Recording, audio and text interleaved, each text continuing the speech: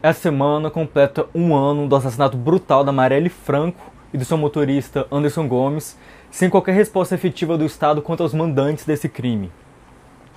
A gente sabe que esse é um Estado vacilão na investigação de milícias e grupos de extermínios vinculados às forças policiais. Mas esse mesmo Estado não vacila na hora de criminalizar em massa jovens negros e pobres. Ele também não vacila na hora de empregar o próprio exército para tratar os cidadãos da periferia como inimigos públicos. Ele não vacila na hora de enviar o caveirão da polícia militar subir o morro e matar moradores como se fosse um mero efeito colateral aceitável dessa suposta guerra às drogas, dessa suposta guerra ao tráfico, dessa suposta guerra ao crime. Marielle Franco criticava justamente isso. Na política, seja como integrante da Comissão de Direitos Humanos e Cidadania, seja como vereadora da Câmara Municipal, seja como intelectual, ao realizar sua dissertação de mestrado sobre os problemas da segurança pública do Rio de Janeiro, especificamente sobre o fracasso das UPPs e a suposta pacificação por uma guerra que só faz aumentar a violência. Em memória às suas lutas, eu preparei 2 vídeos para honrá-la e cobrar a justiça verdadeira nesse país que é campeão em assassinar os defensores de direitos humanos. Nesse aqui, eu vou discutir sobretudo a questão da insegurança pública no Rio de Janeiro, tendo como base o texto da dissertação da Marielle. No próximo, eu vou discutir o seu assassinato e as sinistras suspeitas sobre os responsáveis pelo crime. Sem nenhuma empolgação, roda essa vinheta.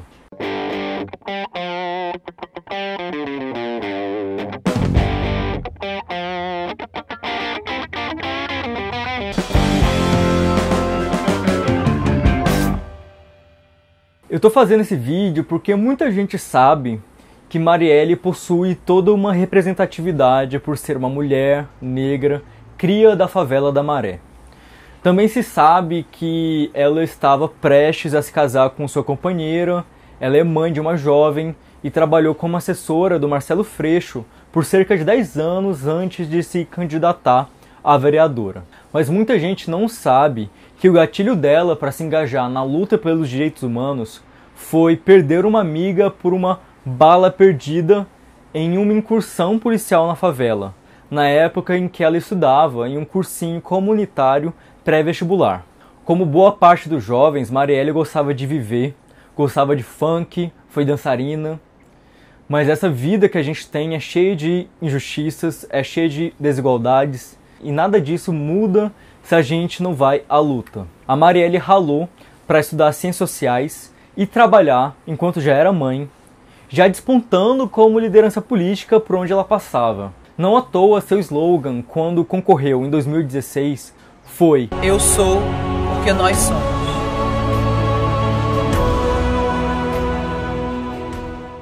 Na sua dissertação, ela falou sobre como o favelado, para subir na vida, não pode simplesmente pegar um elevador, mas tem que realizar um esforço fora do normal. Como vereadora, Marielle apresentou projetos pela ampliação dos direitos dos trabalhadores e famílias pobres, como defendendo creches noturnas e assistência gratuita do Estado para projetos de habitação e outras medidas que são importantes para as comunidades mais pobres. Ela também apresentou medidas contrárias ao assédio sexual de mulheres no transporte público, medidas contrárias à discriminação LGBT-fóbica, além de fomentar a produção de dados sobre as vulnerabilidades enfrentadas por mulheres negras e também criar a data simbólica do Dia da Mulher Negra. Mas boa parte da atuação da Marielle foi sobre a segurança pública. Em sua pesquisa, ela argumenta como as UPPs foram um embuste. A suposta polícia comunitária boazinha queria pacificar os territórios dominados pelo tráfico do mal.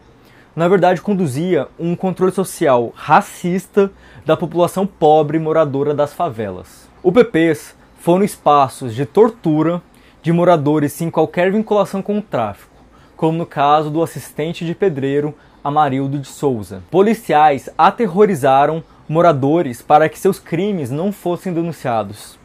Em vez de cidadania, as UPPs impuseram violência e silenciamento.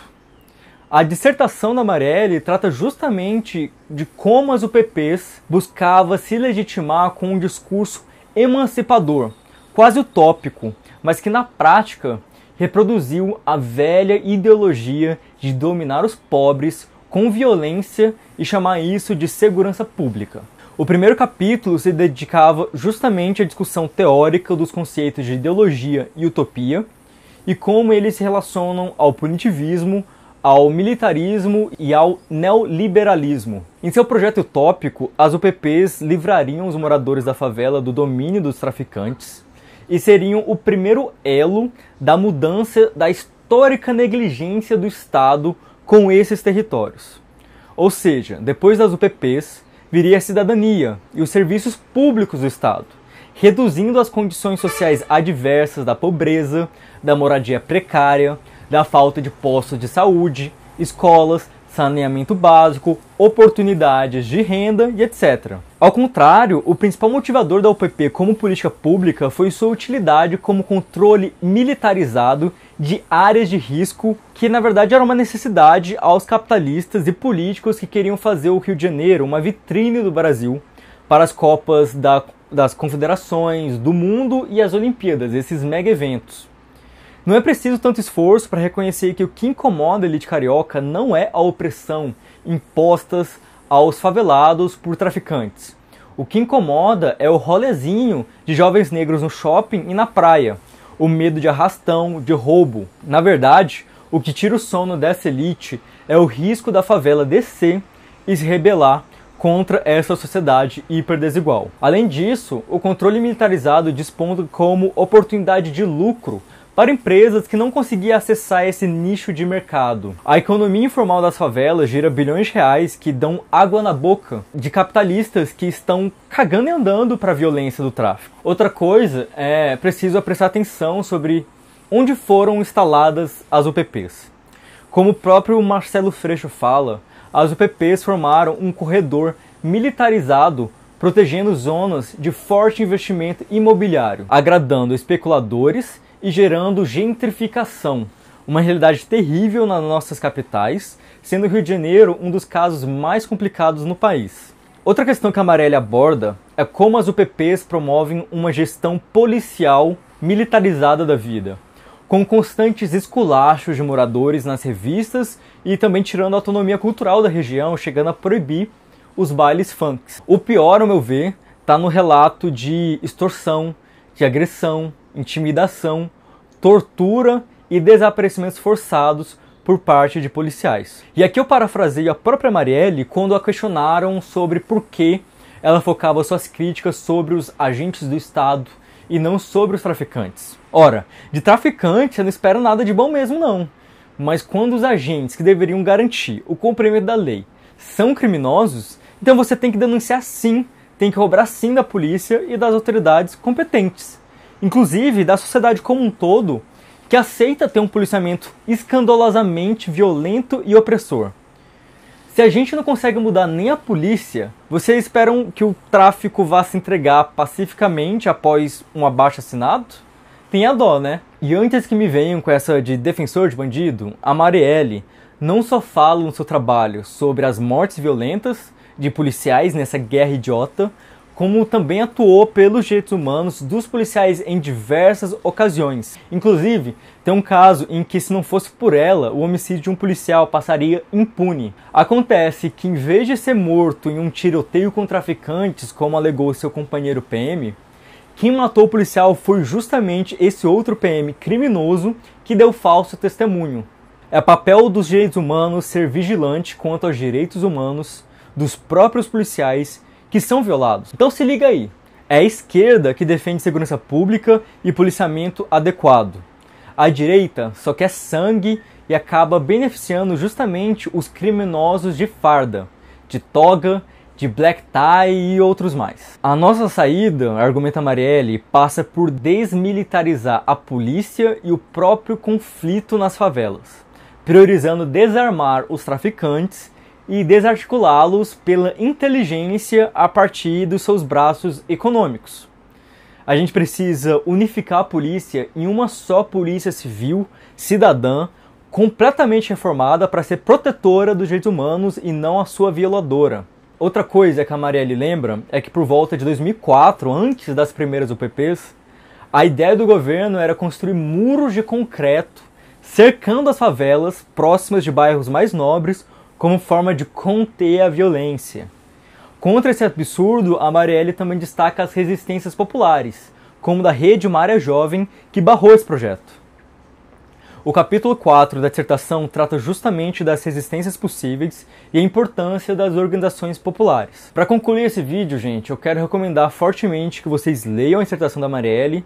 Está na descrição o link. Ele também foi transformado em livro, que foi lançado bem recentemente. Teve muito do texto que eu não abordei aqui, porque foi uma dissertação em administração. Então toca em questões como a gestão pública neoliberal, os decretos das UPPs e os ciclos da política pública em torno da gestão das UPPs que não vieram ao caso aqui. Mas em vários outros pontos eu tenho convergência com a Marielle, a gente pesquisou as mesmas coisas com enfoques distintos, as UPPs, a penalidade neoliberal, a dominação ideológica. Então fica a recomendação, também recomendo uns textos sobre as UPPs de uma criminóloga chamada Júlia Valente, que eu utilizei muito para o meu TCC, também está aí na descrição.